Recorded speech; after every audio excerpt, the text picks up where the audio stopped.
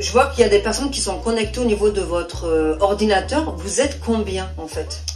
Nous, dans notre réseau de 211, nous sommes 50 personnes, y compris tous les rôles. Je laisse mon collègue de la RM aussi poser. Donc ceux qui sont dans la RM, au total, on est 47. Pour avoir un petit peu votre constat à tous, si on devait faire un petit peu de prévention, c'est quoi les profils de ces hommes et sur quel site, malheureusement, on pourrait les trouver? Principalement sur Rencontre Ado et Coco GG. C'est bien ça. Et Coco GG a été fermé? Non, c'est pas fermé parce que même encore là maintenant, je peux rentrer dans le site, on met juste un prénom ou un nom et puis en fait on peut y rentrer sans souci. Après, on a des collègues qui c'est vrai, on prend des nouvelles, on regarde si il n'y a pas moyen de faire fermer le site. Et en manière générale, là on peut rencontrer donc des pédophiles. C'est plus sur des sites de rencontres ou alors sur des sites dans des jeux où il y a des majorités d'enfants. Vous avez des noms? C'est plus dans là en fait.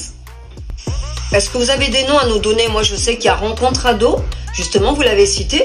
Mais est-ce que vous avez des noms de ces sites de jeux si on doit ce sujet qu'on est en train de faire va être destiné aux parents? Moi j'en ai. Ça serait quoi? Il y a Chachi, il y a plutôt Rencontre Ado et Coco.gg a bien fermé mais malheureusement a été repris par le même créateur.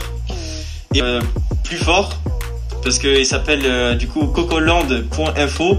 Si on met cocoland ça ne marche pas, il faut mettre .info à la fin pour rentrer. Et bien évidemment il y a encore tous les pédophiles qui sont présents de Coco.gg car c'est un réseau. Les étudiants, les retraités. Ils n'ont pas conscience de leur problématique. Mais énormément de personnes ne sont pas au courant. Ils pensent que 14 ans tout va bien, c'est normal. C'est quel profil? Ces hommes, c'est quel profil? Tout petit d'âge. Tout petit d'âge, personnes à la retraite, divorcés, qui n'ont pas eu tellement d'amis. Étudiants.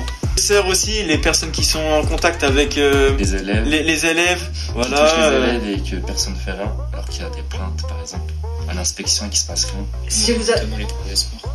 Pardon? Prof de sport aussi, prof de sport. Ah ouais. Tout type de professeurs, en fait c'est grave et personne s'en rend compte. Enfin, ils défendent le mauvais côté. Mais au moins les soutenir, les conseiller, on va leur demander des preuves au préalable parce que on n'accuse personne sans preuve. Nous, ce qu'on fait,